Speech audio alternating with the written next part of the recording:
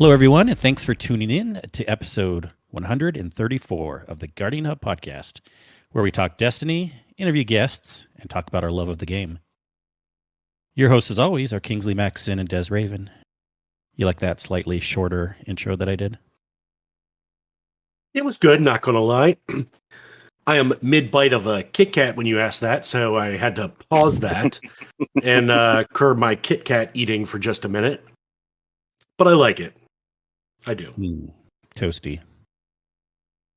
Sorry, I was gone the last couple of episodes. Yep, you almost lost it if Gator would have just signed the dang contract. I know, right? God. Yeah, we had discussion for those that aren't in the Discords. We had discussion today of Gator getting cold feet and not necessarily signing the contract. So I don't know. His loss. You didn't give him enough. He missed the best hub on the net. Mm-mm-mm. And his Could have had next some. last. Let's talk about the last show. We hadn't done the D1 raid celebration yet, right? Right. Right. That was this last Right. weekend. Okay, great. Right. Let's talk about that. It was a thing. It happened. There we go. Okay, good. It was a thing. Only us. But it was fun. I had fun.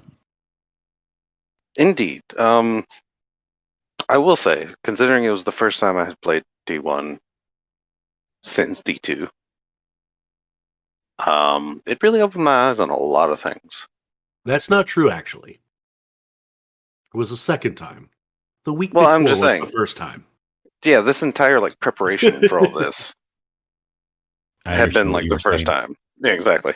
But no, it really opened my eyes on a lot of stuff that I guess I just kind of took for granted, essentially. So yeah, I mean, just small stuff like the UI difference, sound design got so much better. I can't believe how I was almost traumatized, listening to an exotic transfer onto my character in D1. Just like, that's the noise, this flat little what? So yeah. I do remember when Destiny 2 first came out, and throughout the years, people said that Destiny 1 was so much better. But where it's at now, and you just go back and look at how much, like you said, is different. No mantling, the UI, you can't pull up your menu with the PS4 or Touchpad. the touchpad. No you map. can't pull up the menu or the map in up on a planet or in a destination. Right? Like, to think that there was a time where you didn't have a map to give you a general idea of where to go, Right? in the moment. Yeah. It's much better. I mean, I always kind of knew that. When I would say I love D1, it's more about I love the story missions. I love going back every year or 2 years to kind of replay the campaign because you can do that very easily. And it's a really good campaign when you take everything together from vanilla all the way to Rise of Iron. No, yeah, legitimately. Yeah.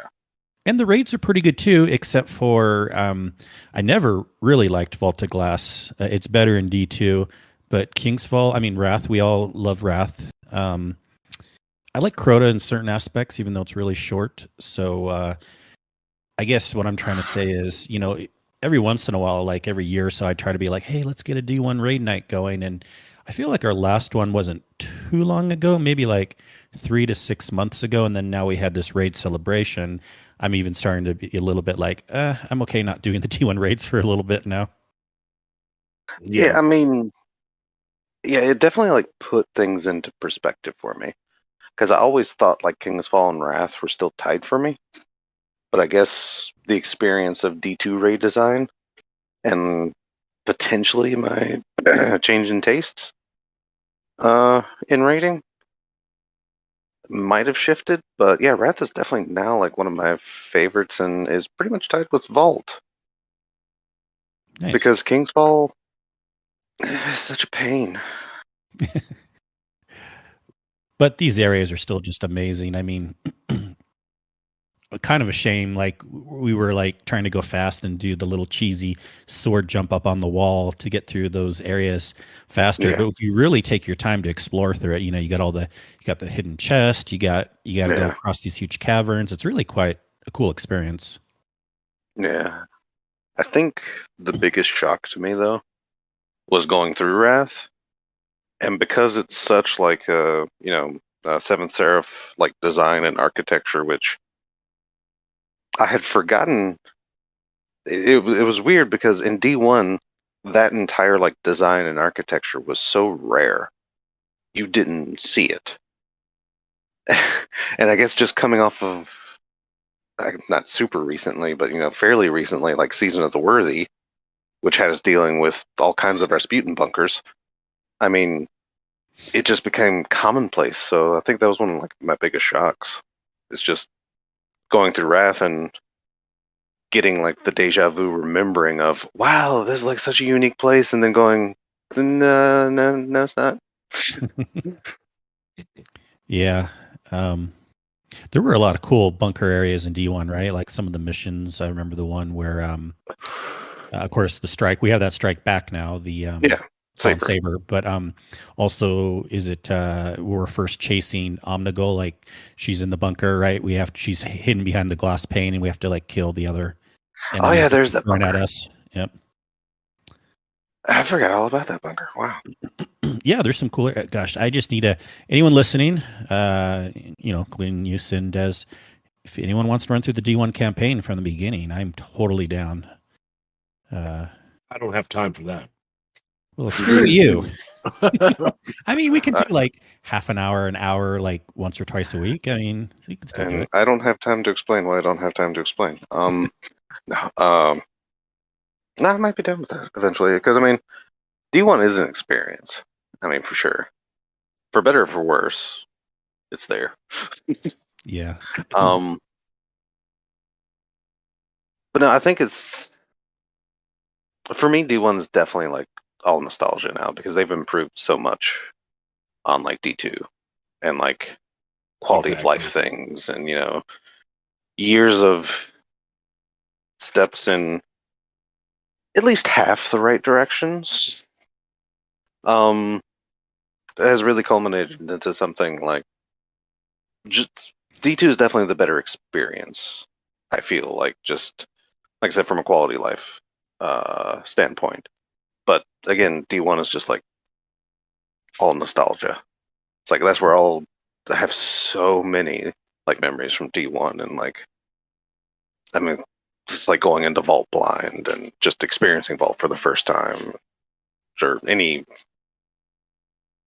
shooter-based raid. Which, when Destiny came out, it's just like,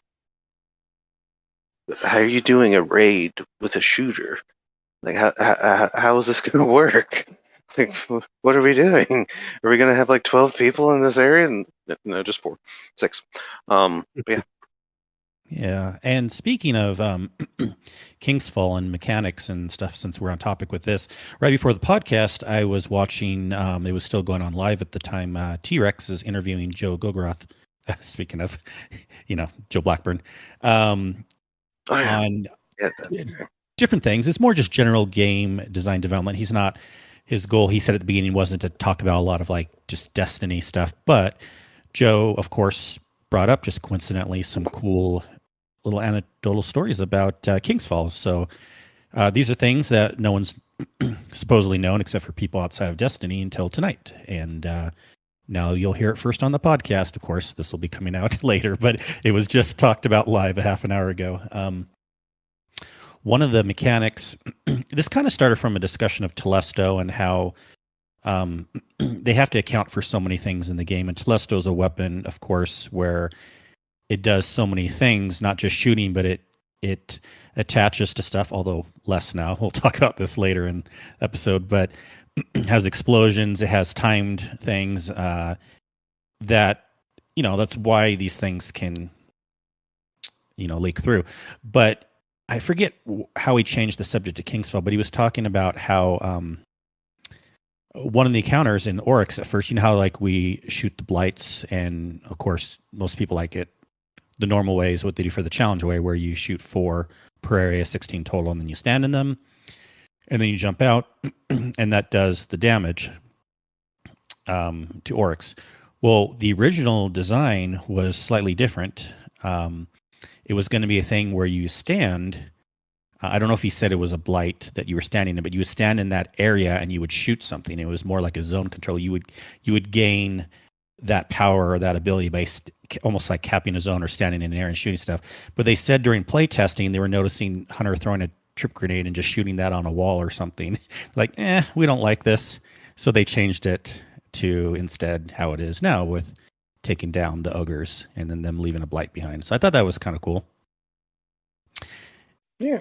And then also, you know how in the Golgoroth encounter you can walk through him basically? You know, he's not a solid model. Yeah. They wanted to fix that. They knew about that bug right before it shipped. Especially Joe wanted to fix it, he said. But they were like, at the time, no, it doesn't matter. No one cares. We don't have time to do this. No one's going to care. So that was just another funny anecdote. Like, yeah, Golgoroth, you can walk through them, but they just didn't have time to fix it. I mean, that's fair, because it was, I mean, that was definitely a crunch. Yeah. Especially that era. It's quite amazing just how good all that stuff was, too, for being, you know, well, I mean, the game wasn't totally new then. It was year in development, at least, by the time Kingsfall came out. But still, just, it's quite amazing for back then. And actually, I guess the point I'm trying to make is how amazing the Dreadnought looks and the Kingsfall raid for being D1 graphics and abilities. PS3 even, because it wasn't until Rise of Iron that it was PS4 only. Yep. Well, that's our talk about D1 for tonight. Well, speaking of Kingsfall, though, yeah, I never had Black Spindle until that's right. The night after we practiced, we went through and completed that strike. And I don't remember it being as hard as it was when we tried it when D1 was around. Like, it seems so, like, the mechanics and the encounter seem so trivial now compared to what we got. So you had tried it before and didn't get it? Yes, I do remember trying it. Okay. Yeah, I do remember trying it one other time. But yeah, it seemed much easier now. Like, having an actual people to play with, and, you know, just going what we've been through in D2, it felt much easier. Yeah, and it also helps having people that have done it a lot of times kind of bring you through. But you're right. I remember that was quite the encounter for a while. Yep. But Sin, you didn't get your sword, did you? No, I wasn't grinding for that. That one just seems overly annoying to grind for.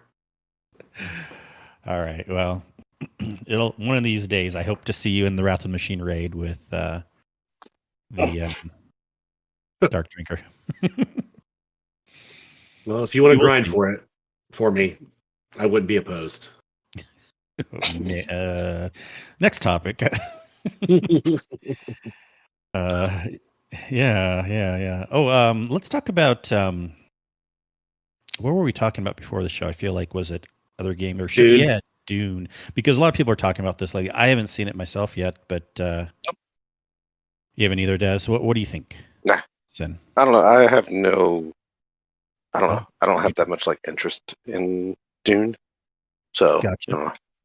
I mean, a nice fun fact about Dune, at least, that I am aware of, which apparently Dune helped, shape the sorry about that. Landscape of gaming.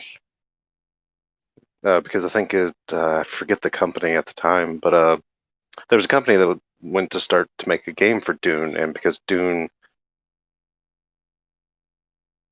as a whole is about like resource management and spice gathering, this, that, and the other, they decided to base the game around that, and you would like mine for spice and build stuff, and it would be the key to your units. So hilariously, Dune became the founding principle to real-time strategy games. Oh, that is pretty interesting. Pretty cool. And so we were talking about having read the books. Did you say you read the books? Negative. Nope. And how do you know about the spice other than just reading it? Did you just read that blurb? Because there was an old movie about Dune that I've seen bits and pieces of. So I know about spice. I feel like I've seen bits and pieces of the old one. My dad liked it, or at least watched it a couple times. I've seen parts of it. There's an old one? What? Oh, yeah. Sin. From like the 80s? Okay, Sin didn't know that they're going to have more Dune movies, and now you also didn't know there was an old Dune movie. Exactly. What this whole thing was, and why people were so excited about it. I don't freaking know. Space magic. So you're just like, people are excited. I'm going to watch it. Well, tell us what you think. Well, I mean, I think it's obviously like I'm not a big critic. Like I don't crucify movies for like little things. I like them for what they are. I don't read books typically, so I fail to know like little things when it comes to like how the books play out versus what the movies are. So I liked it. It did leave me wanting more, which I think, like you said, is apparently the reason. Everybody was talking. I didn't know there was going to be another movie. I guess there is 2023 from what it said. But it did a great job developing the story and the characters, and yeah, I enjoyed it, and I thought it, the whole how they played out with the ships and the spice gathering and the story. I'm going to say without spoiling it too much, it's good. So if you haven't watched it, you should watch it. How long is it? Do you remember? 2.5 hours, I believe. Yeah. I've been less inclined to watch longer movies these days. Not like once I get into it, I usually am fine, but I'm just like, even though I have it on HBO Max, I can watch it whenever. I'm like, when do I want to? That's the problem. So. Yeah, I mean, I spread it over a couple times today. When I had a few moments, I started it earlier, and then I picked it back up while helping putting the kids to bed, and then right before the podcast tonight is when I was able to finish it. So you were multitasking it today? A little bit. Not as much as I could have, because I had some meetings that took 2 hours, 2.5 hours. That's another thing that Joe talked about. With a lot of people know this that do work from home, but Joe said one of the big things that he does, and he knows other people do this too, but he'll be in these long meetings and he'll just be playing the game Destiny while he's in a meeting, while he's in a Zoom meeting or something like that. So, hey, if you can do it, might as well. I mean, it makes sense. It's live on the job training or live on the job play testing. Yeah. And thanks for those in the chat. We are getting some comments now. RNG Gator says, I need to take from the game and watch it. Hey, I get it. The issue is not so much that. I have been watching other shows. I'm kind of in the ADHD mindset these days where I see something that says 2.5 hours, and even though I know I can start and stop it, I'm like, I just don't have the gumption to like even start in the first place. It's like such a big undertaking to me. And Yoda says you got to see in the theater. Yeah, I've definitely heard that, but I'm even less inclined to go to the theater. So if I'm going to watch this at all, it's probably going to be HBO Max since I have it there. I get it. It's obviously, I know it'll be better in the theaters, but it's not like you can't enjoy watching these action movies at home also. So there's probably a greater chance I'll watch it on my computer within the next week or so because people are bugging me in the chat. So maybe I'll report next week. 3 times, Yoda? Really? 3 times? 3 times? Whoa. He said, I saw it 3 times last weekend. That is a little much. I don't know if I need to see it 3 times. And there's people there's people also that were really looking forward to this one. I don't know, maybe if they were just more Dune fans or had watched the old one a lot and stuff. I'm not in that camp, so I'm sure it'll be a movie that I enjoy when I watch it. because these types of movies I'm never against watching necessarily, but it's not one of the movies that I have watched yet. So stay tuned. Oh, wait for it to come on a streaming service or rentable or whatever. Mm-hmm. Hopefully because like HBO kind of like owns or deals with Warner Brothers and those movies, they eventually will come out in other places, right? Like way down the road, probably Netflix or things. I mean, what? 6 or so months after theater release, they'll have it rentable. Oh yeah, regular rentable. I got you. Yeah. Or even on video services. That's probably available now. Probably. But no, yeah, so yeah, I'll probably just wait then, because no offense to people that love the theater experience, but I'm good. Yeah. Well, what else is new? Let's move on to stuff going on in the game. Destiny news, what we're doing. Well, gosh, we have one more week of Festival of the Lost in Season of the Lost. Thank goodness. Finish that all up? All the tribes? I'm done. The last week of Festival. Yeah, I'm done all the tribes. I've got a few more pages to turn in. Not many though. I think I've got all of the most expensive pages done. And I think I'm down to like at most 5 of the 5 cost pages. So it's not going to be that much. That order, yeah. Yeah, I was talking to Kato about it. When it comes to things, like I bought all the masks backwards. When it comes to things, they give us like just all this stuff to get. I'll like save up for the most expensive thing first, and just go down the line backwards.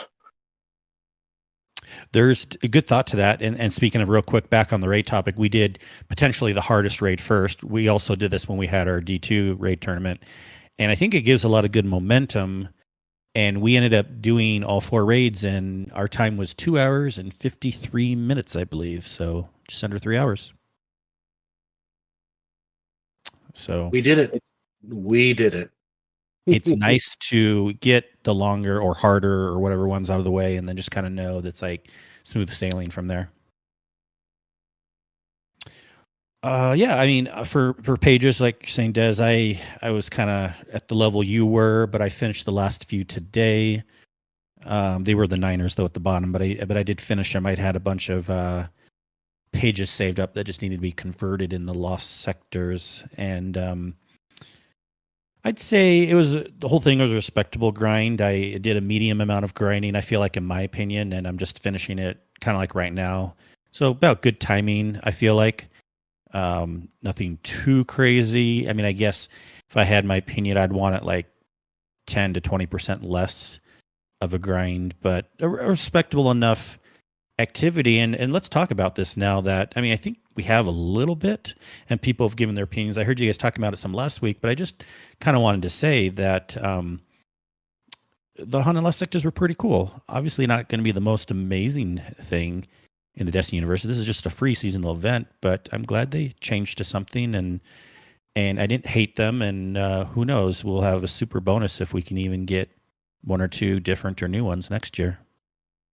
Yeah, definitely better than the haunted forest. For sure. And actually I've come to realize it's actually like super rewarding to run a haunted sector. I don't think I've ever walked away from a festival with like so many options of weapon rolls. Yeah. Just all together. And they drop, no pun intended, like candy. They do. They do. Yeah. So yeah, pretty cool enough event. I mean, fun voice lines in there. Just something to do. Now, spoiler alert, it seems to confirm even more with a line at the end of the TWA, but it there's even more. If you read between the lines, confirmation that November will probably be a light month. So we'll podcast see you again in a month. No, just kidding. But trials that'll be available.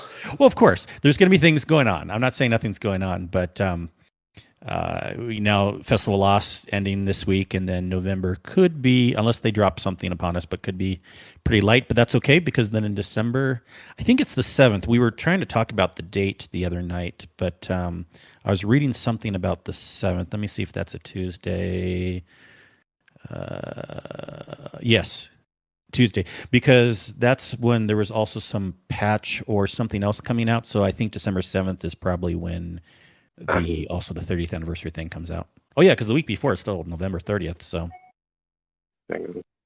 because hilariously, I mean, I don't quite understand why there's quite so much confusion about it, because if you literally look at the 30th anniversary stuff, it will tell you when it drops. Gotcha. I mean, well, my confusion or other people's was more just laziness. Did someone look it up? Legitimately. Yeah. Because because the 30th anniversary pack does have a release date on it. I can't remember who I was with, but that subject came up, and it's like, is there a question of when it comes out? And I looked at the product information in the PlayStation Store. It's like, oh yeah, it drops here. It's like, nice. Okay. And speaking of, I decided I've talked about this before, and because of reasons and because of some even more, two reasons now, I decided to do this different this year. But, I usually like to get the things a la carte as they come out. Sorry, I use that term. I love it. No, I don't love it. I just am used to it. Anyways, I would have normally bought just the 30th anniversary expansion on its own, and then probably Witch Queen on its own and the seasons on their own.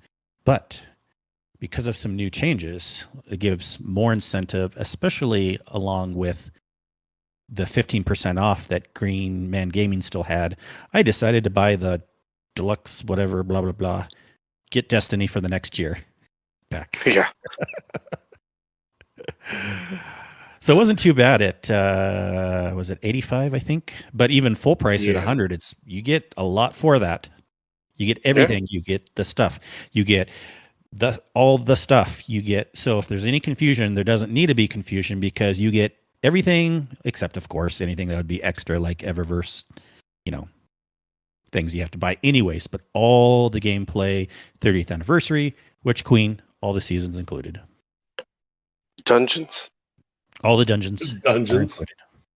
Which hilariously is another thing mentioned in the deluxe edition product page. The fact that it specifically mentions that the deluxe edition includes 2 dungeons. Mm-hmm. So I think it's hilarious that people got into an uproar because Bungie flat out came out and said it when they technically already did.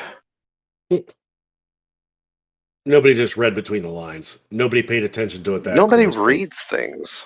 Yeah.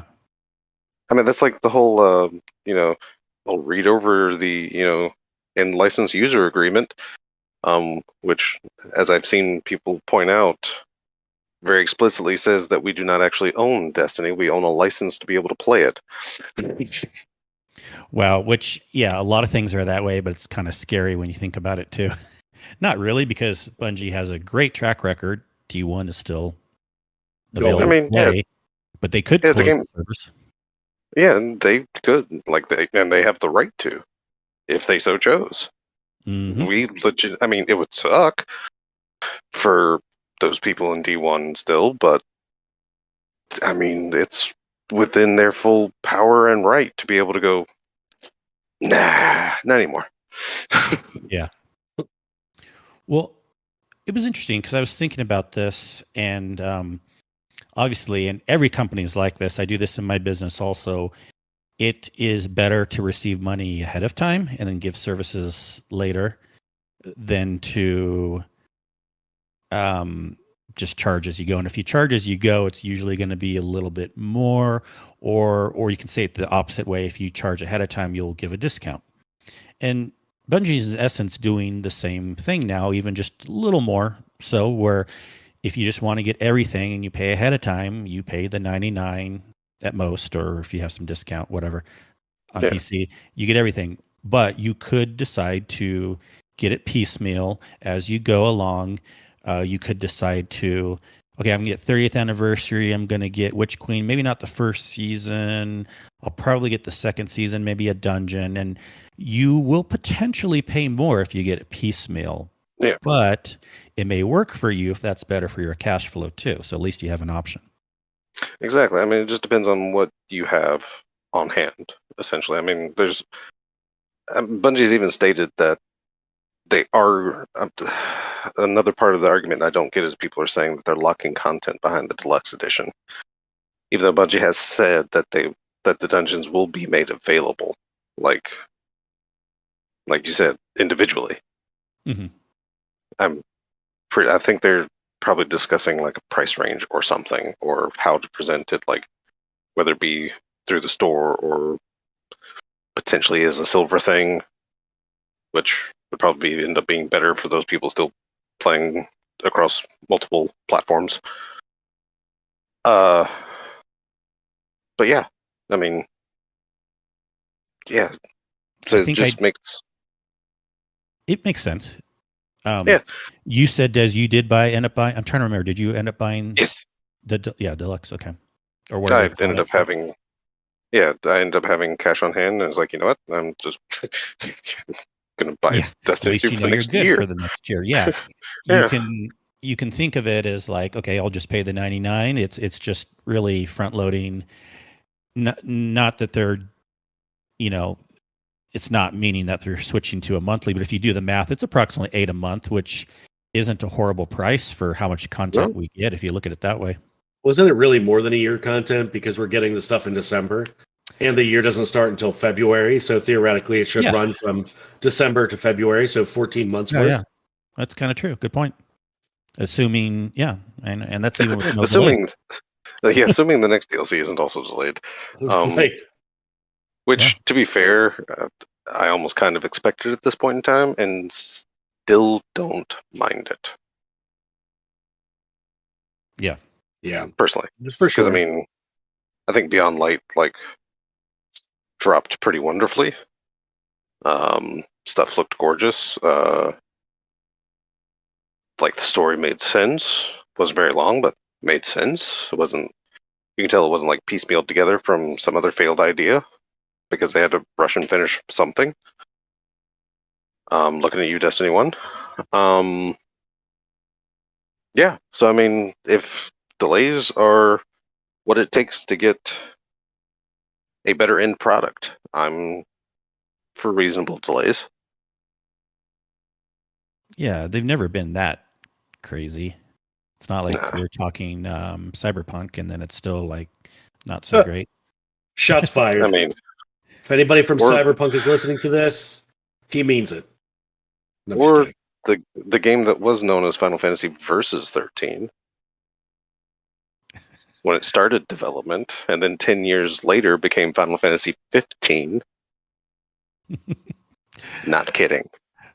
Or Blizzard. That was it. Diablo. That was 4, anything Blizzard. Yep. Blizzard. Insert title here. Insert title here.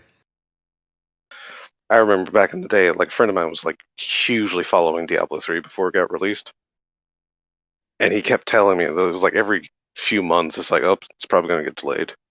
They're going to push it back. They have to polish something. They're not happy about something. Yep. So yeah.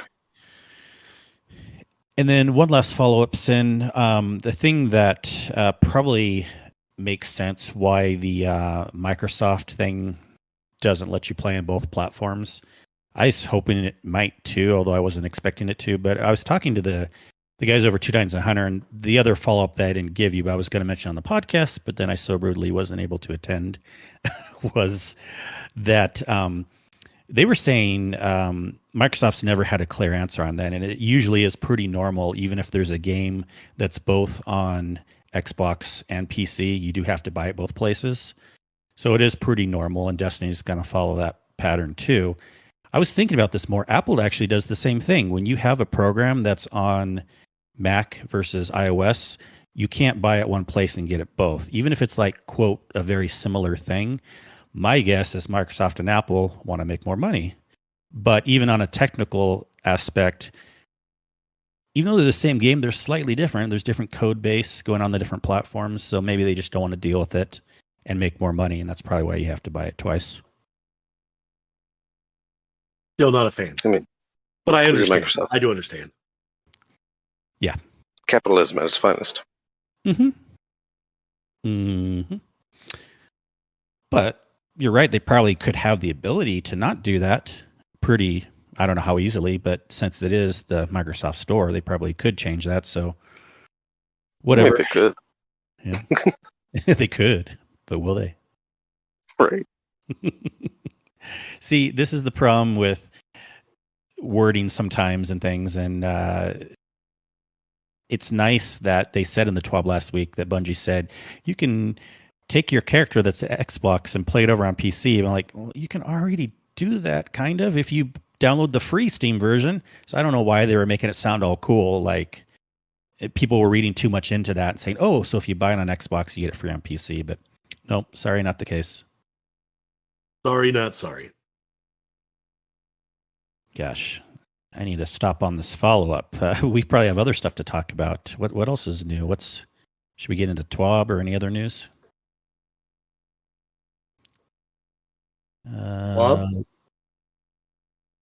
Let's pull up the TWAB here, unless you wanted to talk about anything specifically, Des or Sin, before we move to that.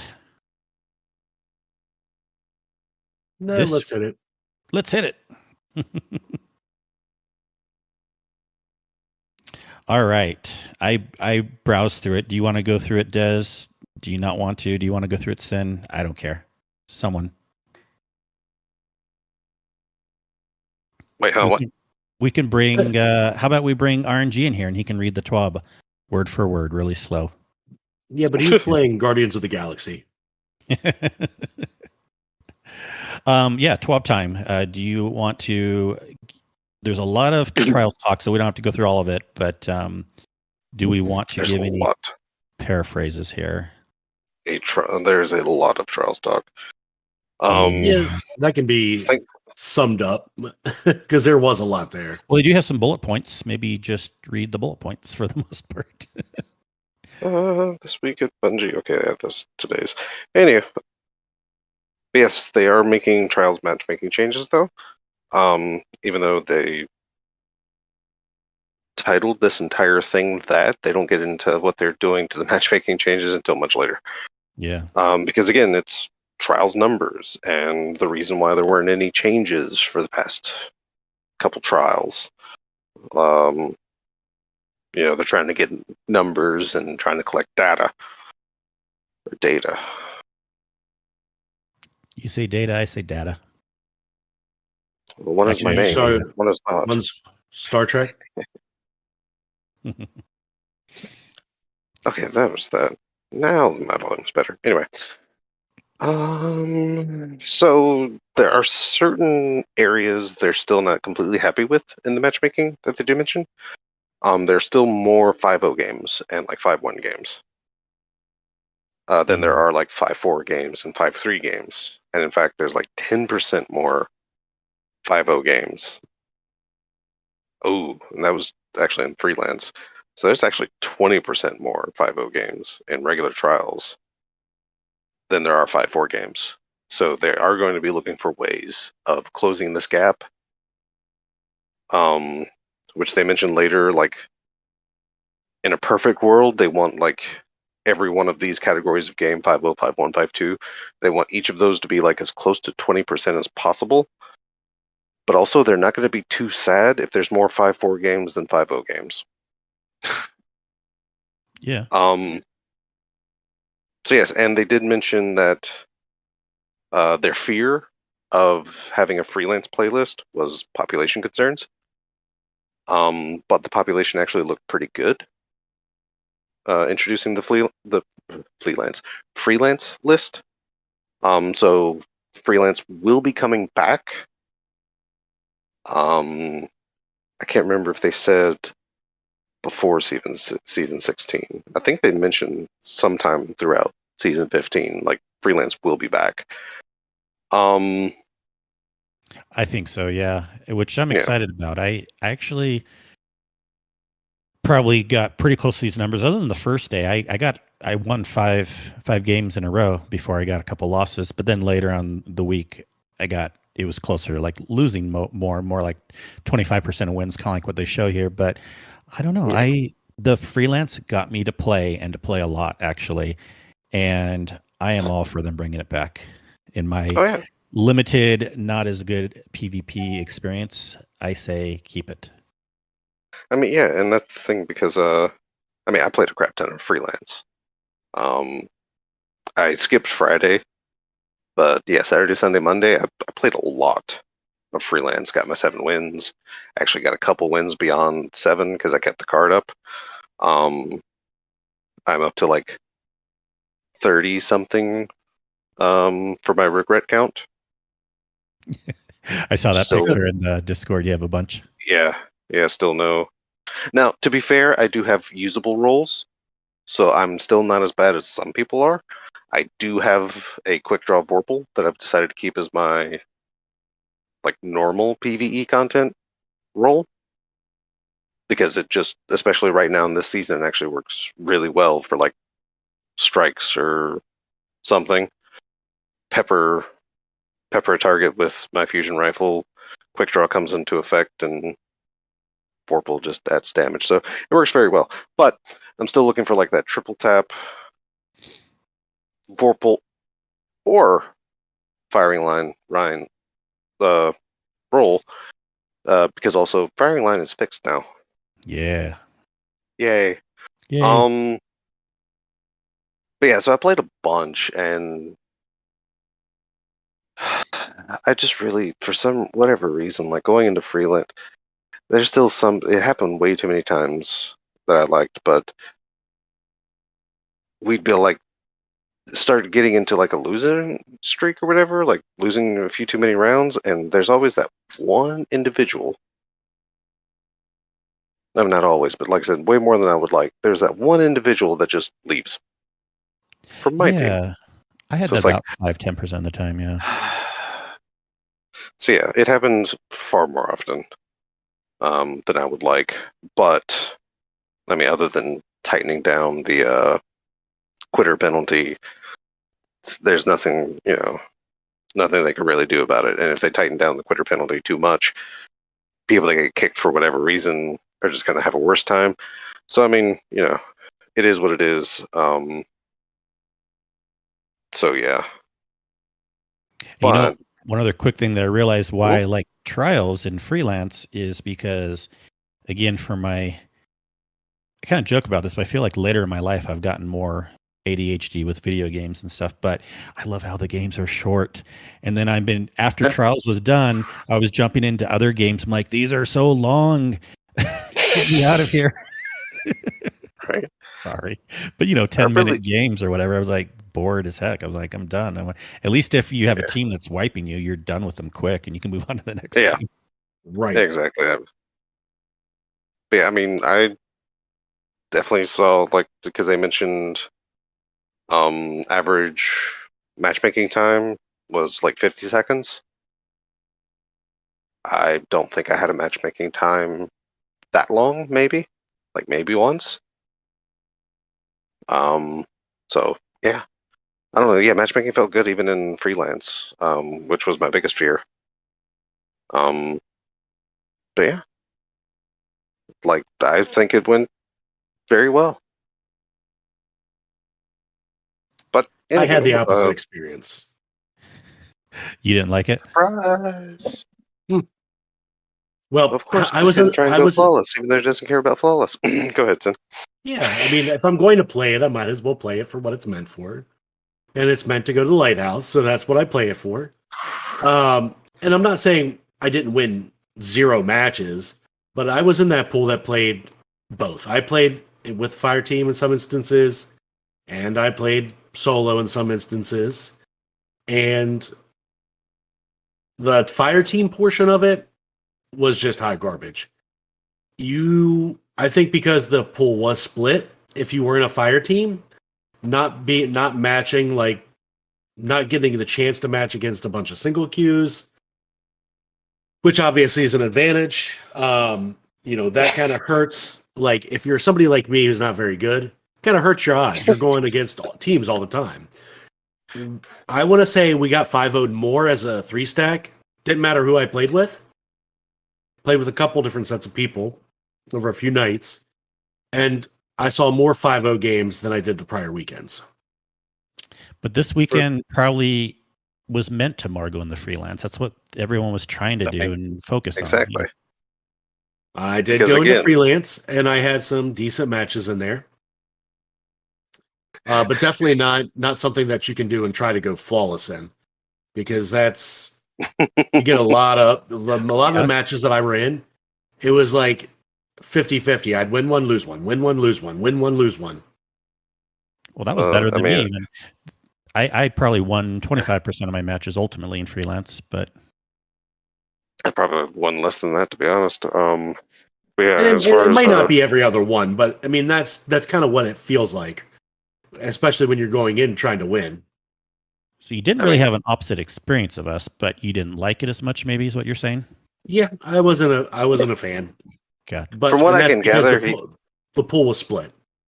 Yeah, from what I can gather, he just didn't like the teams aspect because that's his chance to go to the lighthouse, and it became harder because there was no easy pickings because easy pickings had their own playlist. Yes, there was a lot less easy pickings. Exactly, which I mean, because you and me were not that far, like skill wise, but. I mean, you say you play the game mode to play the game mode for what it's for, but the game mode is what it's for, to go to the lighthouse, for those that can overcome the odds. This is what I've been saying about Trials. Trials not is a lottery. No, it's not. You gotta have the skill to overcome the odds. I know. No, with easy pickings, it becomes a lottery. Yes. And I feel like with such a population, like people that I don't want to say deserve, because that makes me sound kind of elitist, but those that kind of don't deserve to go to the lighthouse are going to the lighthouse. Because again, the purpose of the lighthouse is you've overcome the best of the best, and here you are. But do you think that's reserved for the top 10% of skilled players in the Crucible? Yes, they even said it should be 25% of people would make it, so not even that much. Not even that. Yes, little. Whatever the top is. Yes, that's who it's for. That is that gold rung. You're not going to take like a private first class and put him in, special forces. Yeah, he's got to prove himself. If more than 40% end up making it, then it's not really considered special anymore, just on the definition of special.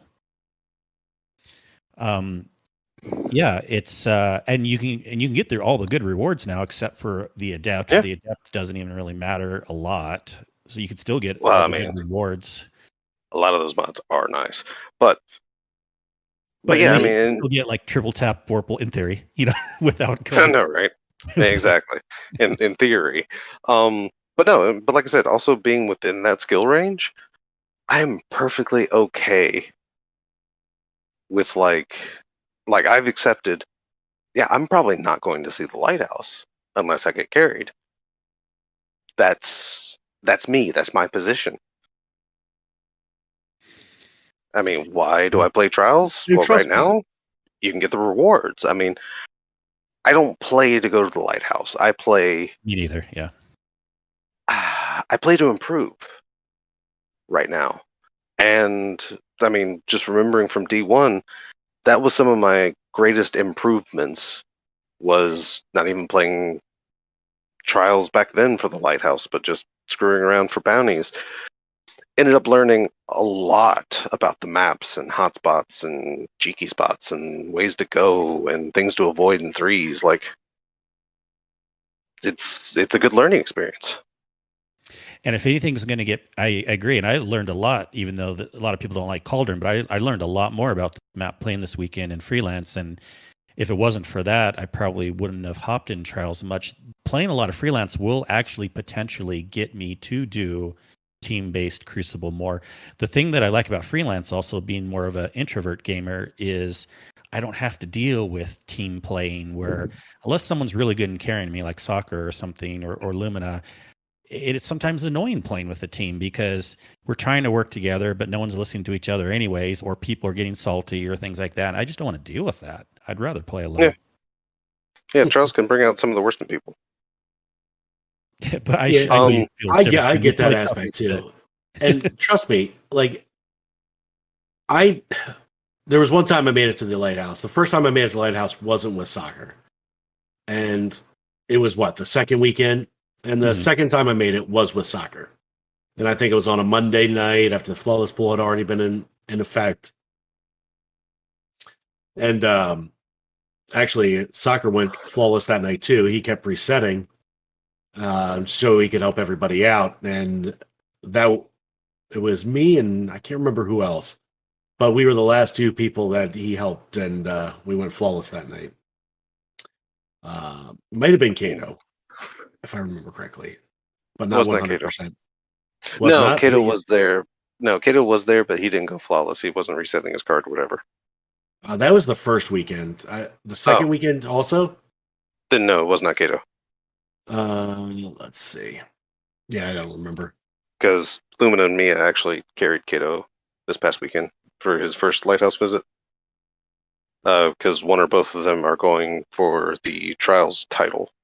So they have to carry people to the lighthouse. Like a certain amount of people. 3.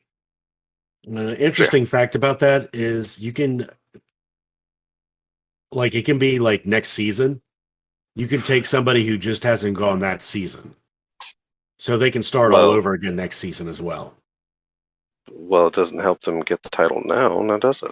No, not now, but if it came down to it and they needed like one more and couldn't find anybody, sure they can get it. They can wait till next. Yeah, there's ways they can still get it. I'll jump on the bandwagon next weekend. Well, I was about to say, people that haven't been to the lighthouse yet? Yeah, that must be so rare. But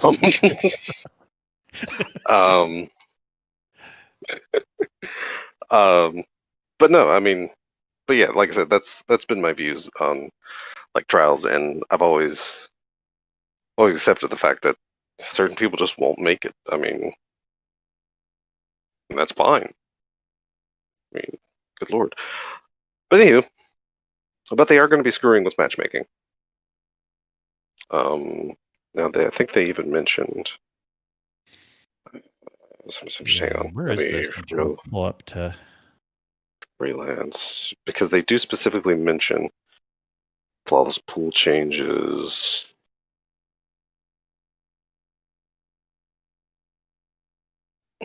Because they mentioned there's some changes that aren't going to go into effect until season 16. Here we go. Yeah. They were long term. We're exploring some single playlist solutions, preferential matchmaking. Okay, yeah, here. Yeah, they are looking at the future of Trials and like how it matchmakes. One idea is, of course, again, they don't want to potentially split the population. So one idea they are looking into preferential matchmaking, and that is matchmaking 3 stacks versus 3 stacks. There's a duo and a single, where we're going to match them with a duo and a single. Oh, there's 3 singles, we're going to match them with singles.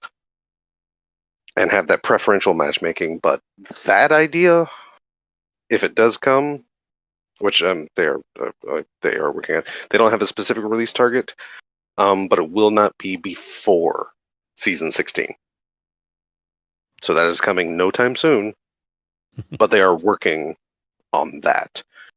And I think now, did they mention now being, because they're getting rid of the flawless pool.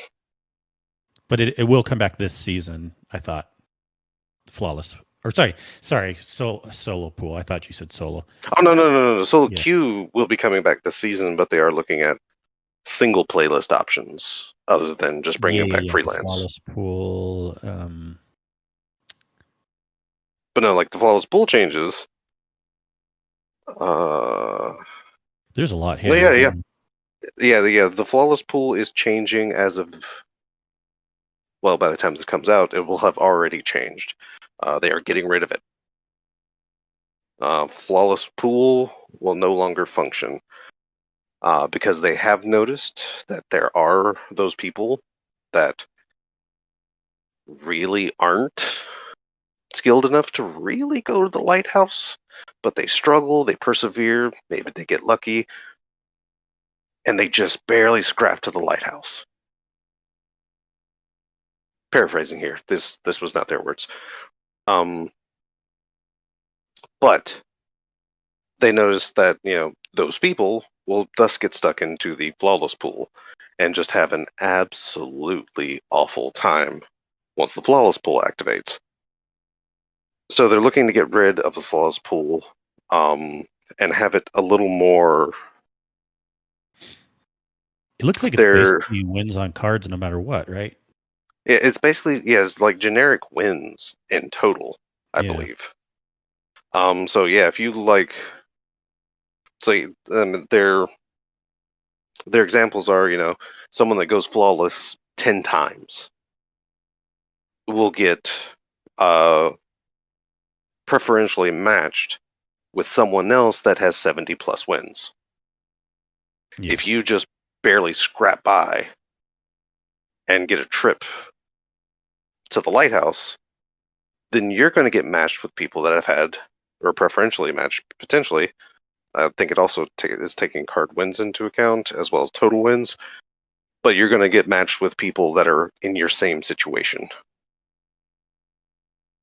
So it's going to be, like I said, if you just went flawless and you're trying a match on that card beyond flawless, then you're preferentially going to be matched with other people that have 7 wins. So if you're reading into this right, if you can't go flawless and you start racking up wins, it may potentially be harder and harder to go flawless as you go along. Potentially, actually. Yeah. Because, they do mention no matter how, you got the wins, it will match you against these people that have similar wins.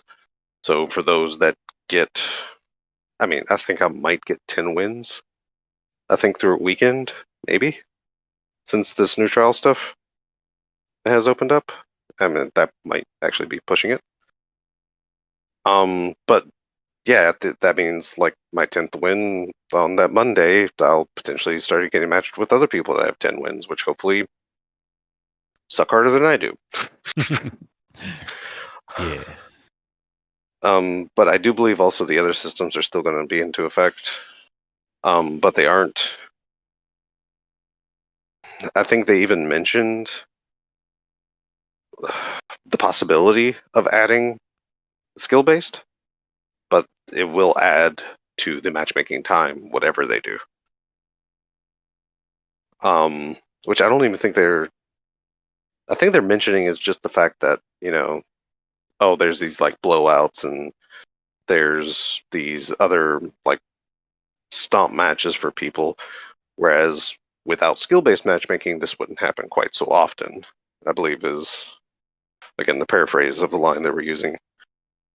Explaining it, probably trying to kind of spread the advantages of skill-based matchmaking. So that way maybe the masses won't listen to their echo chambers. But yeah. Well, it's only been a couple of weeks and now we're having even more tons and tons of news on trials where this is unheard of. The communication and how much they've been changing it this season has just been top notch. Yeah, they're definitely on it for that. I give them props on doing that. Yeah, it's the reward system is freaking fantastic. This past weekend, since it was double, I almost made a complete and total trip around the reputation, because I think I started Saturday I believe I started at Heroic 2, and I ended at Heroic 1, I believe. So Nice. that was nice. Yeah, me too. And I got tons of. That's what helped me get tons more pages and candy to finish up the Halloween event. Actually, was I know, being right? in trials. I can't believe this. I actually was in trials a lot. I know. I thought I think it was. For some reason, I don't think I caught on until Sunday. But it's like, why am I not wearing a mask? And I could just, because I'm going to play trials like a crap ton. Why don't I just throw a mask on? It's not like I'm trying to do anything.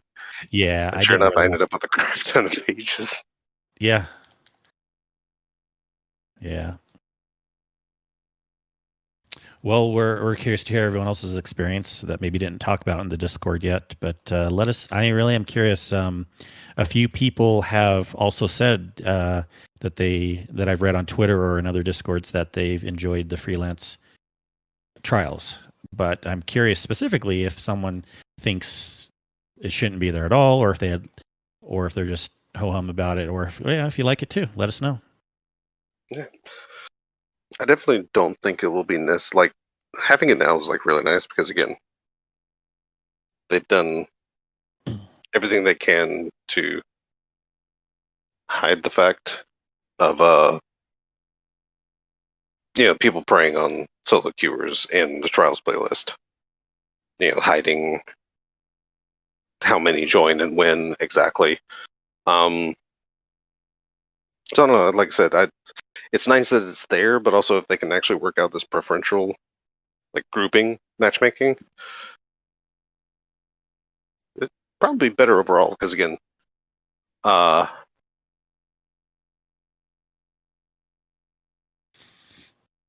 less of a chance to dilute the population and such. Yeah. Yep. That's what I was saying. No, that makes sense. I mean, I really like freelance. I kind of want it to stick around, but I can understand if it's not best in the long run. And I'm excited to see how this new matchmaking when it comes will work. As long as I am going in solo and 80% of the time or more match with other solos, then I'd be happy with that. I understand sometimes it won't happen.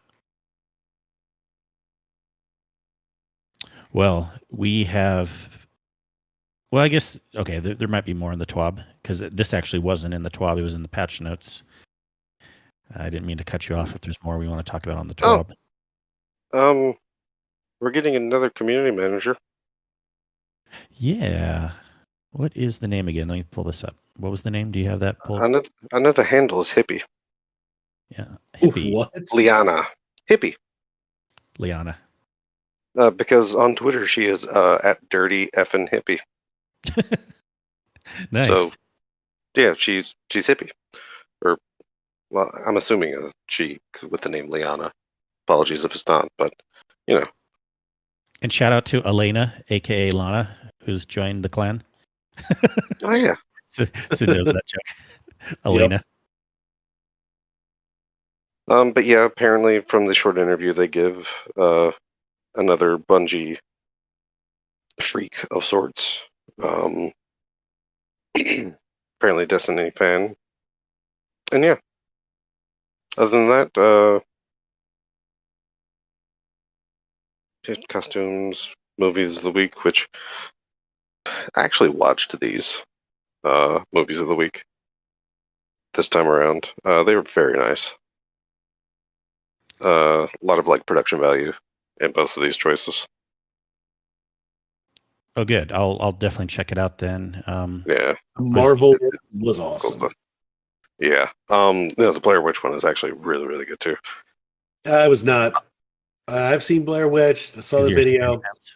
I'm just not a big fan. Like I enjoyed the Marvel one better. More hype. Since subtle crying in the corner. I know, right? Yeah. But no, they also do explain though in the, I guess, the DPS. That's what they call them. Destiny player support. That's right. Rutabaga. And they do mention exactly what Rutabaga is for. Well, not exactly, but they do mention that the fact that there is an exploit on PC that completely shatters the game. We're talking like Ward of Dawn creating something probably close to like 24 orbs or something in some cases. Yeah. And it's a stupid trick. It's like it's a really stupid trick. But essentially it hitches the game in a way that just things happen. Like things just happen. But luckily, Bungie actually was notified of this problem apparently months ago.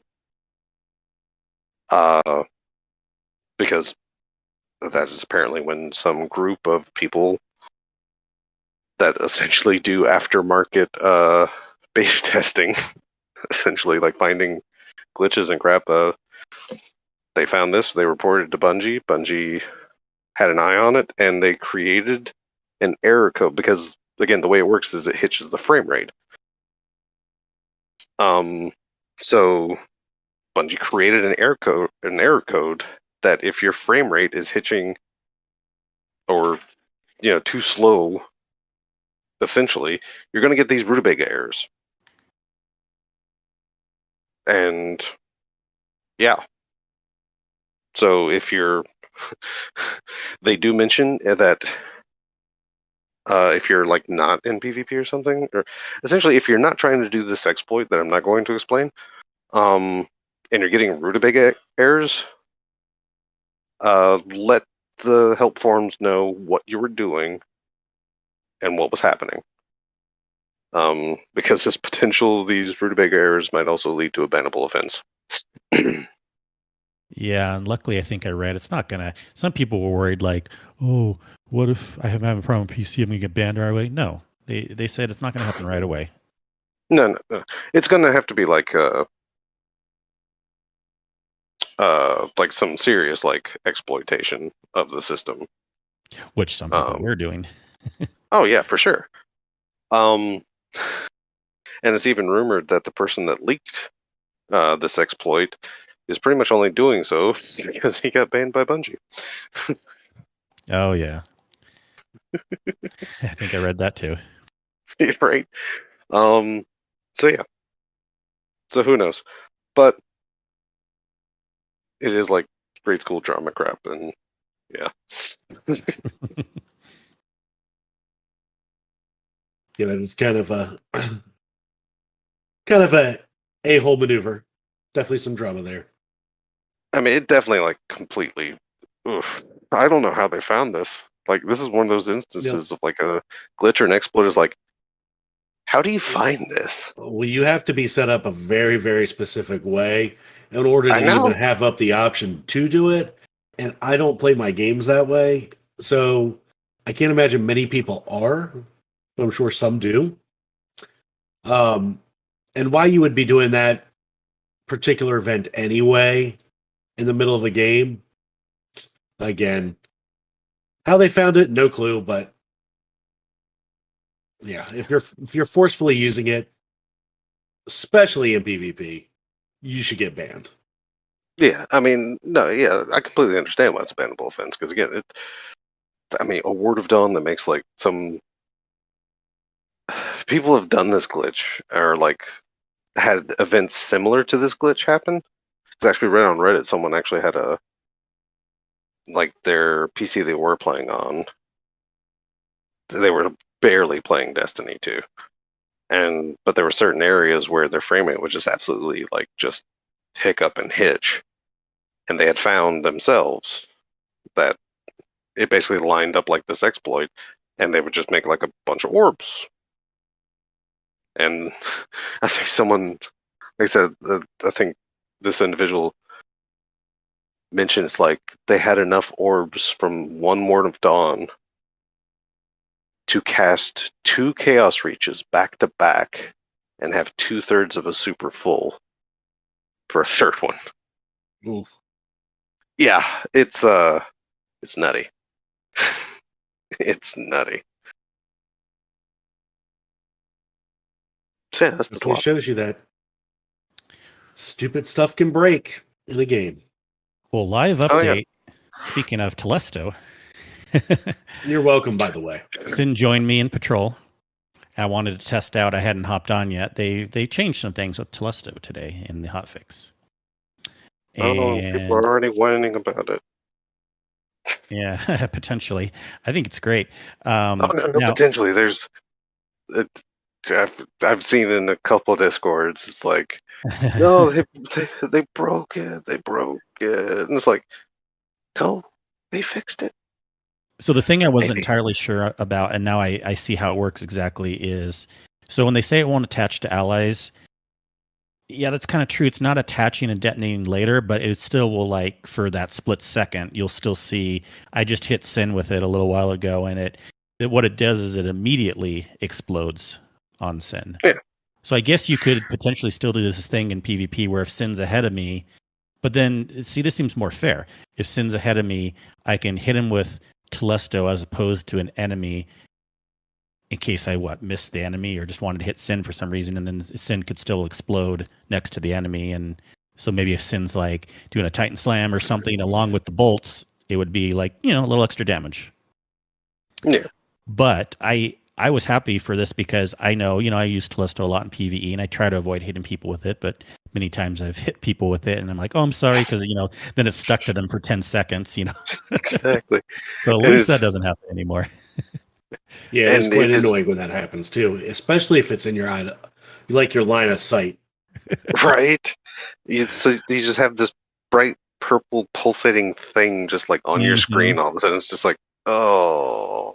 Yeah. I mean, you'll still get that annoying explosion, but at least it'll happen right away, and it won't be this thing that attaches to you, so you're getting that purple thing for 10 seconds. What's more, they lowered environmental, so if you shoot it on the wall or the floor, it'll only last for 5 seconds now, and this also seems to make sense to me. The 10 seconds, I was always a little curious. I'm like, kind of surprised it lasts that long. Right. And now 5 seconds still seems perfectly reasonable. You can still, like in the raids, I'll hit the door where the ads are going to come out and vault. Just, I got to time it right, and and it'll be perfectly fine, So I am glad that, I wanted them to make these changes because then it's more likely they won't totally get rid of the gun. And I love using it in PvE, so I don't want the gun to go away. These changes that they made all seem to make sense to me. Yeah, and apparently the bolts are not destroyable. Yeah, bolts can no longer be shot and destroyed. Yes, which that was always causing problems in different things, right? I feel like. But the hilarious thing is that actually makes Telesto a little stronger. That's actually a hidden buff. Yeah. Because if you see Telesto bolts now, you either get damaged by them, or you wait for them to go away. Because you can't get rid of them. Yeah. But, yeah, in proximity. But I might be crazy, or, not remembering things right. But didn't they add the function of Telesto attaching to allies in D1? Didn't Telesto originally not do that? I wanted to say it didn't. I used Telesto in the Crota raid down the Thrall area because it has that buff where it can make you move faster. But I'm trying to remember if to answer your question, I don't remember. Yeah, because I'm wanting to say that was it. So I mean, essentially they just took Telesto and made it Telesto again. I mean. So how annoying is this Sin? Let's say I hit it to your legs or your back, and let's say we're in PvP.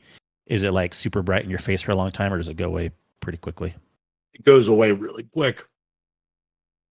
Which is good. Yeah. I mean, what if I hit I don't see in. It's not as bad as it was. It's there and then it's gone. Yeah. Did you seriously follow me around the entire map, though? Oh, I just saw you again while Des was talking. I just wanted to test it some more and report to a live report. You turned around at one point. It's like you were following me. I was just sparrowing around the map. At the end, I was trying to get these ascendant anchors. But I don't know how many you're going to ever need to get this dang triumph. Send an anchor one. Let's see. I think it's like 400 if I'm not mistaken. 400. Let's see. I also do love like Bungie's sense of humor for those Telesto changes, where they started with fixed some issues with Telesto. Editor's note: restart the clock. Yeah. And then there's another supposed late-breaking news today that some people on Reddit claim it's broken again already. But then we have our lovely Cheese Forever guy that he says he's not so sure. Even more late-breaking news. So we will follow up on that. But who knows? we're claiming that if you still throw it on a doorway in PvP, it can block supers. So they're bouncing off of it. Did I hear? I think I saw something like that. Claiming, but he said that he's tested that, and that's never happened. A hunter or even like a Nova Bomb, if you try to throw that Telesto at a doorway, it's not going to bounce off of it. It'll still do the damage. Yeah, I don't know. I don't know. That and Jesus, not just people being funny. Yeah, then Jesus. I mean, he's an individual. Because he's kind of like a glitcher, yeah. Yeah, he likes to report. I think he does a pretty good job of not reporting ones that will get people banned, but he will report any other thing that is a glitch or a problem in the game. And so the point is, like, he would gladly report this, but the fact that he thinks that it's not broken right now, I tend to believe him because he's all about reporting the things that are broken. Exactly. Well, plus he normally goes back and verifies. Exactly. Like I've seen a couple of his videos where he says, "Thank you to so and so for he'll get people bringing this up," and then but he'll show his gameplay of actually testing it out. Mm-hmm. Yeah, I mean, yeah. But also the good news that flies under everyone's radar: Raiju's harness is finally undisabled, so that's nice. Yeah. Yeah. I don't even know what was broken about that again. Is that going to become like the exotic armor equivalent of Telesto? Potentially. Because hilariously, when I first got Raiju's harness, which I believe was the season they introduced it, when I got it, it was disabled because it was broken. So I couldn't even equip it. And then hilariously, a couple nights ago, Gato got Raiju's harness while it was disabled. He couldn't equip it. So yeah. Yeah. That's intriguing. It's always fun. But yeah, a few of the other things this hotfix fixed. Badger errors should no longer, trials and other matchmaking activities should no longer trigger baboon errors if players quit between rounds or during a hard wipe. They fixed mini screeps. Yay. What were broken with them? Apparently there were some networking issues. Yeah. This should prevent mini screeps from burrowing into the ground and ending otherwise perfect nightfall runs. So apparently they apparently had a issue glitching into the floor. Is what I'm gathering out of that. They updated the description of the Pinnacle Seasonal Challenge to better direct players to Pinnacle tiered rewards. And they fixed an issue that allowed allied players to be damaged and frozen by Diamond Lance. Fun times. And they fixed an issue where more Sentinel shield energy was being drained by Scorn sniper attacks than intended. Hooray. So that's a hotfix. Right on. Yep. We kind of had a lot of news and stuff to talk about. Right? More than you thought. I know. Kind of in a way, more than I thought.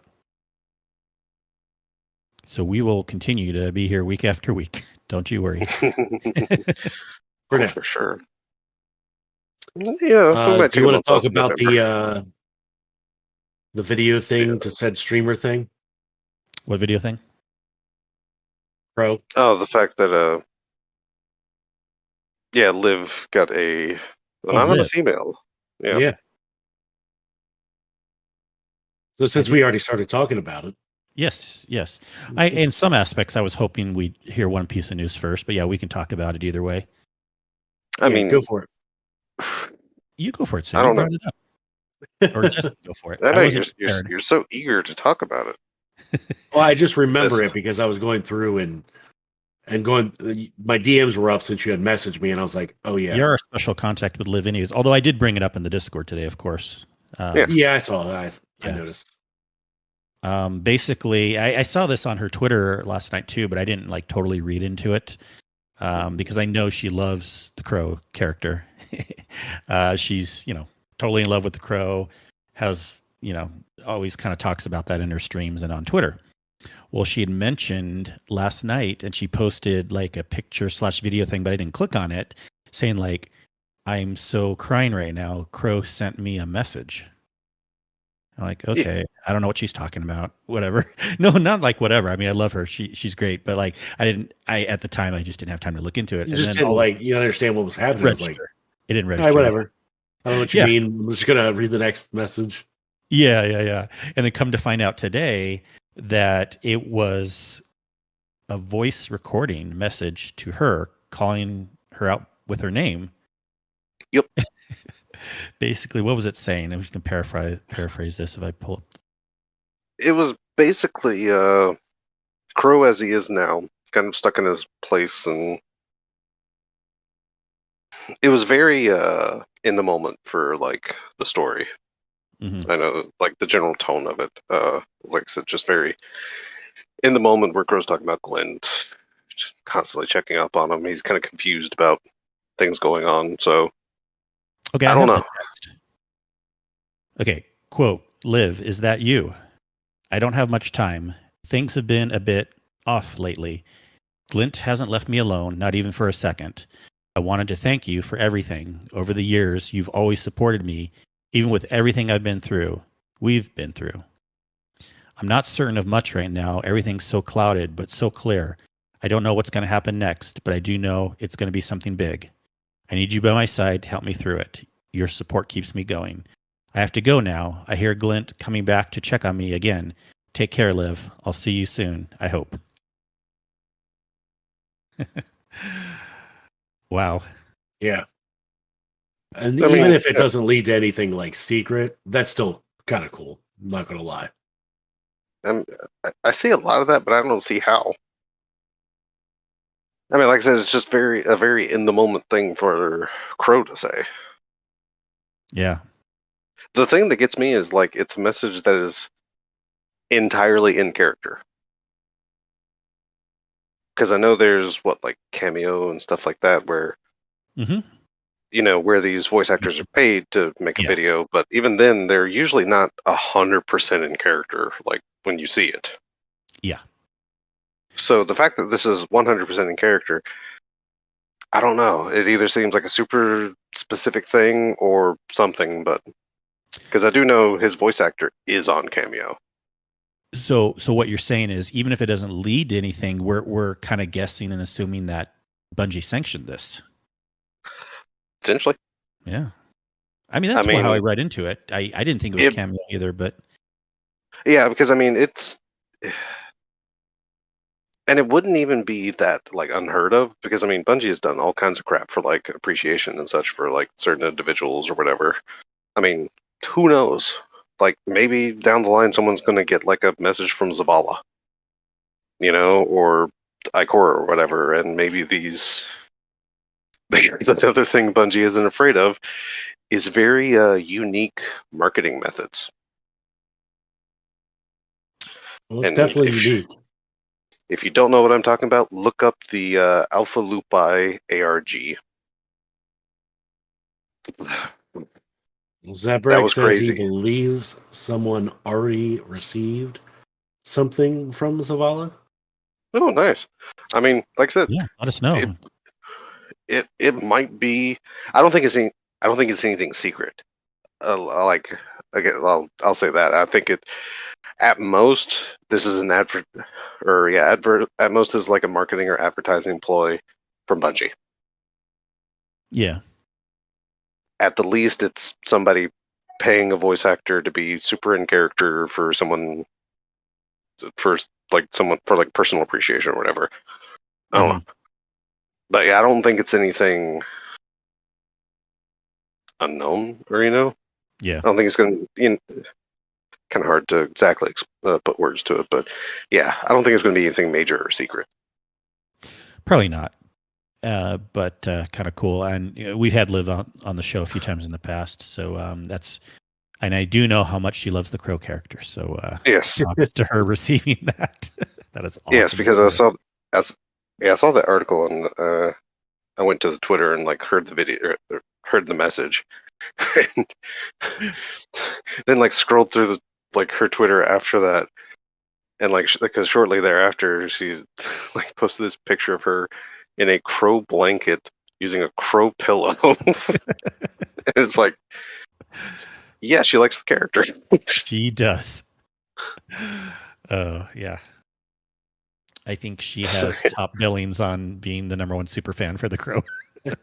I also really enjoyed one of the replies, or I guess generic replies, where she mentions guys, I'm not saying I'm the canon guardian. I'm just saying I'm Crow's girl. That's brilliant. I know. Yeah. Okay, yeah. So the Zavala thing was just more of not necessarily a cameo, but it was actually Lance Reddick himself. We see a video picture of his face saying a message to a specific guardian. Yeah, exactly. So a little bit different, but yeah, it's Crow and Lance Reddick game. Lance Reddick does all kinds of stuff on his Twitter. Yeah, especially what mid to just before Beyond Light came out. I think there couldn't be a month that went by without Lance Reddick posting a video about, well, I'm about to go into the closet and record some lines for Destiny 2. It's again? Mm-hmm. Which I freaking love Lance Reddick as an actor. Yeah. We got so many shows, but I really liked him in Fringe, Lost. Yeah, that's actually where I first saw him, was Fringe. Yep. Never seen it. What's the show on HBO? Fringe is so good. Oh, Fringe is good. Do you like X-Files at all? It's kind of like X-Files and Lost mixed together. It's imagine Lost. Imagine X-Files, but the lead smart guy is like a drug addict. Good point. Very true. And I'm not kidding. He's trying to figure out ways. He's trying to figure out ways of making superior LSD and grabbing half the episodes. Or talking about taking LSD, or he's super brilliant. Breaking Bad and X-Files and Lost together. Yeah, I mean, not quite Breaking Bad, but it's on Netflix. I don't think so. Is it? Yeah, I think so. I think that's where I saw it, but that was also years ago. So I don't know if Netflix still has it. Definitely try and check it out, and it is good. Yeah, I watched the whole series a second time with my wife recently, about a year ago, so she enjoyed it. Yeah. Oh, you watched it the second time with your wife recently? What? Yeah. Never mind. What? Anyway, then his character in Fringe is basically kind of a live action Zavala anyway. Yeah. Very straight laced, by the book kind of guy. Yep. I think he just chooses those type of characters because that fits best. It seems like it. No, because I've seen videos of Lance Reddick being freaking psychotic. What was it? Toys R Me, I think it is the skit he was. This weird comedy skit he was in. Oh my god, it was. You want to talk about a role you didn't think you'd see Lance Reddick do? Because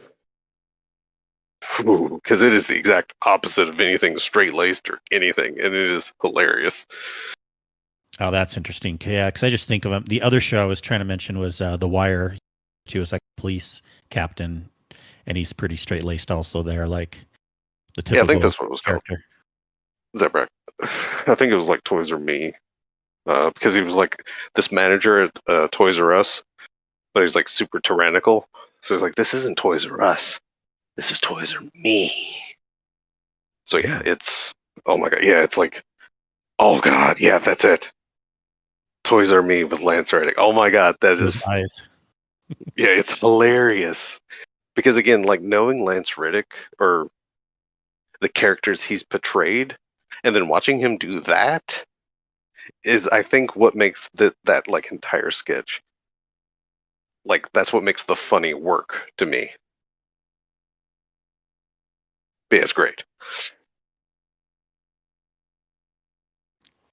I will definitely be watching this video here momentarily.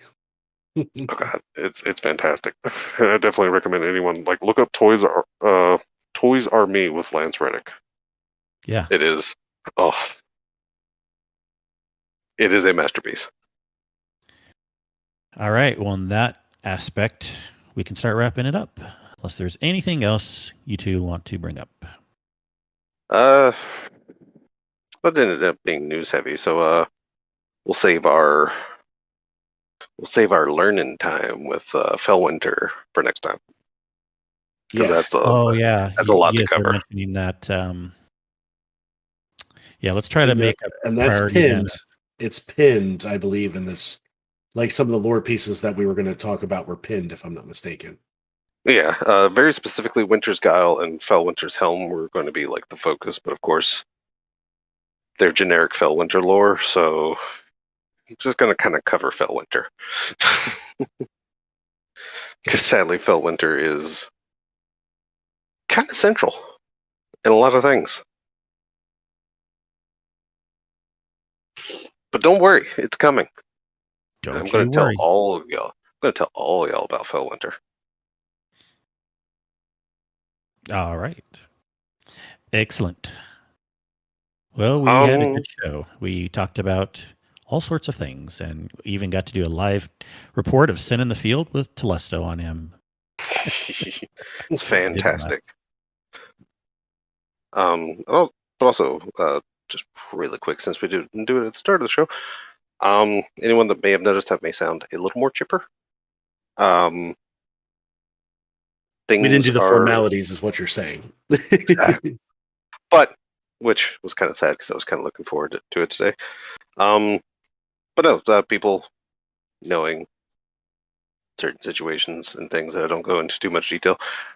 But things are starting to look better. Excellent. So things are hopefully going to be working out and working out well. No, seriously. Congrats. Yeah. I don't need to know. That's great. Like you said, just I feel happy still, just you saying that. Yeah, like I said, I keep it like super, because I mean, I don't like airing everything out, but no, it's progress is being made. Like real progress is being made right now, and it's looking good. Excellent. I feel so. Yeah. Well, good. I'm happy to hear that. Yeah, magical. Hopefully everything's well with you, son. Yes, for the first time, it's magical. I can say things are going to be looking magical. Magical is a plus for sure. Yes, indeed. All right. Well, other than that, then I guess we'll plan on next week again. But tiramisu, if you want to ask. Oh, come on. I did have a really good for my birthday. We went to Ruth's Chris. I was telling Sin, if you go for the early bird special, shout out to Gator. If you go before 6:30, the prices are somewhat reasonable versus only rich people.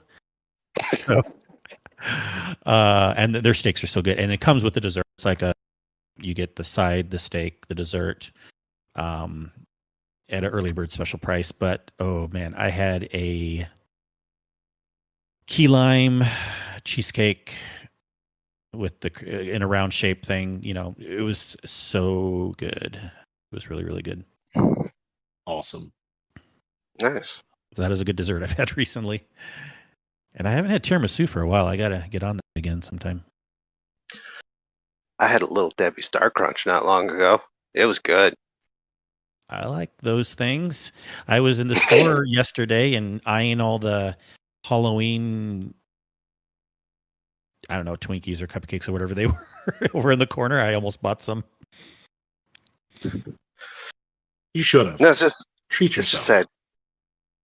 It's just sad because you can tell hilariously, like, I guess just generic advice. You can always tell you're getting further out of the South when Little Debbie's becomes smaller and smaller in like gas stations and stuff.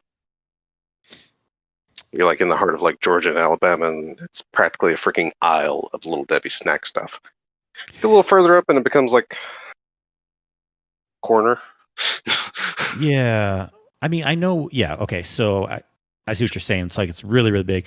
I feel like we have a fair amount. I'm trying to look up Little Debbie stuff, and I mean, we have all these things, but yeah, as far as like how much space in the gas station, I guess who knows. But and which one did you have again? Star Crunch. It's basically like a chocolate dipped Rice Krispie with caramel. Sort of. I remember those. Yeah. What? It's completely not healthy for you, but oh my god, it's so good. Oh god, yeah. I maybe have not seen this in my area because this does not ring a bell to me. Yeah, it's like a cookie shaped thing. It's not square; it's round. I'm seeing the picture here, but I don't think I've ever seen this anywhere around here. Oh, they're delicious. I've seen like the more like the Swiss rolls and the party cakes and oatmeal cream pies. Yeah, of course. I mean, you'll see those, but then you'll see stuff like get a little closer. You see like, oh god, whatever the crap I just called them. I forget the name, but yeah, and like cookies and cream brownies and all kinds of stuff. Yeah. Which apparently I just reminded my wife that she has a brownie still. But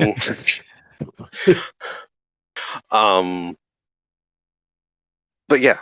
I mean, it's kind of like Girl Scout cookies, you know, because depending upon your exact region, like they're named differently, and we get the some of them here. Yeah, you see, I think that's because it's like a peanut butter. No, they're the no. What was it? Tagalongs. Yeah, tagalongs. Because they're called tagalongs in some areas, but down here they're just like peanut butter cookies. Oh, okay. Yeah. So those are called tagalongs out here, and then the Samoas are called caramel delights in some areas also. Yes, which, oh my god, I love caramel delights. Which, hilariously, not a huge coconut or caramel fan, but yes, love Samoas.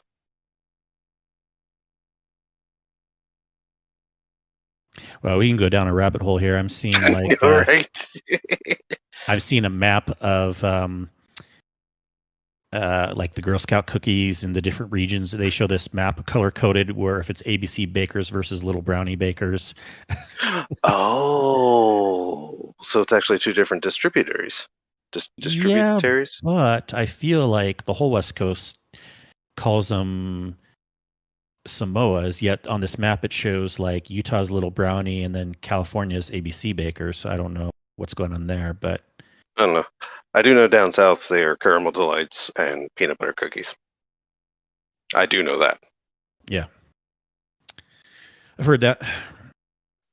Because I'm wanting to say I've heard them referenced to tagalongs, but I've never seen that on a Girl Scout cookie box before. Yeah. And then like the Samoas and caramel delights. Because I know of them being called Samoas, but I've only seen caramel delights on the box. Well, it's Carl's Jr. and Hardee's is the same thing. West Coast, it's Carl's Jr. And then further out, it's Hardee's. But it's in essence the same place. Yeah, I mean, especially after... Because didn't Carl's Jr. buy Hardee's? I think they did. Or is it always... So that probably makes more sense. But but whatever they did, Hardee's changed it or not, so I guess they changed it, and then they made it basically Carl's Jr. but kept the Hardee's name, which is just weird to me. But whatever. Yeah, I know Carl's Jr. started in Southern California because I grew up there, and I see their headquarters down there. But all right, you want to talk about differences? I heard of a a Dairy Queen. Like, there's apparently Dairy Queens or a Dairy Queen in Texas that like serve steak. Huh? And it's the actual chain? I think. Interesting. I don't know. I heard it in passing, so Texan people can correct me if right or wrong there. But apparently, there's at least one store that's like a service restaurant rather than just a fast food joint. I mean, I don't know, but yeah. Super. Yeah, mine doesn't. We have a few Dairy Queens, but they're not too big out here. Trust me, most of the reason I go to Dairy Queen is for Blizzard. Yeah. Chicken strips and gravy, if you get food.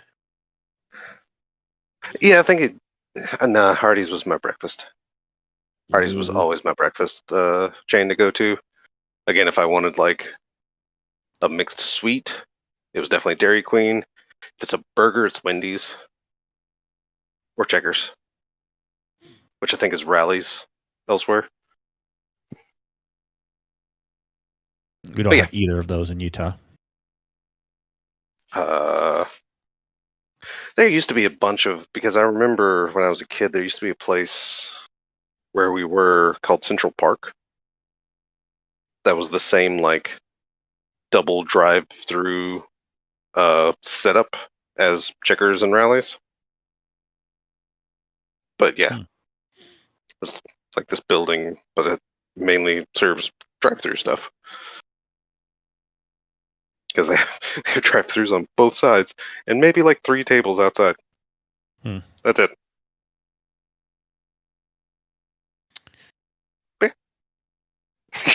All right. Well, no, this was a fun talk actually at the end. So we know that we can get into. Hey, if we're ever light and if we're not doing lore or whatever, we can talk about food. Talk food. All right. Okay, Sin, you better wrap this up. Where can people find you? You can find me in the Discord above Des now, because I am now ... or over on Twitter at Sin_media. DesRaven. Where can they find you? You can, of course, find me on Twitter at DES_Raven, which is the home of the Festus Index. Huzzah. Fully updated and apparently in the Discord in a Sin and Kingsley sandwich. And of course, a variety of Discords stalking a variety of lore channels. Because that's... I'm becoming known as that lore guy, basically. Yes. I got into me and Kato ran with Jokers not long ago. So like first thing he's like, oh, I just want to thank you for like dropping so much like lore information and lore channels. This is like, stop it. Like, stop it. I'm just a nerd that reads this game's lore way too much. Yeah, Kingsley. Yeah, you can find me. At the bottom of the list we got Sin, DesRaven, and me at the top. But you can find me as Kingsley Mac all the places except for on Twitter. I am MC Kingsley. And if you want to find out more about our show, I mean, you probably already found out about it because you're listening to it here, but check out our website in case you haven't, because from there you can also get links to our Discord. Please join the Discord if you haven't yet, if you're just listening to us, because there's a lot of great conversation in there. Anything we talk about on the podcast and more, you can continue those conversations with us throughout the week. Indeed. And that website is theguardianhub.com. The best hub on the net. Dang it. I was waiting. I was going to be funny. I was waiting for it. You won. Yes, and on Twitter, it's the Guardian Hub. But yes, the best hub on the net. I've had to give up the rights the past couple of weeks because I can't just say the website and say it myself. It just doesn't work. Yeah, you won. You got it. All right. Thanks, Sin. Thanks, Des. Thanks, everyone, for tuning in this week and listening to us. Please let others know about our show, and we will see you next week. Goodbye. Bye. Later.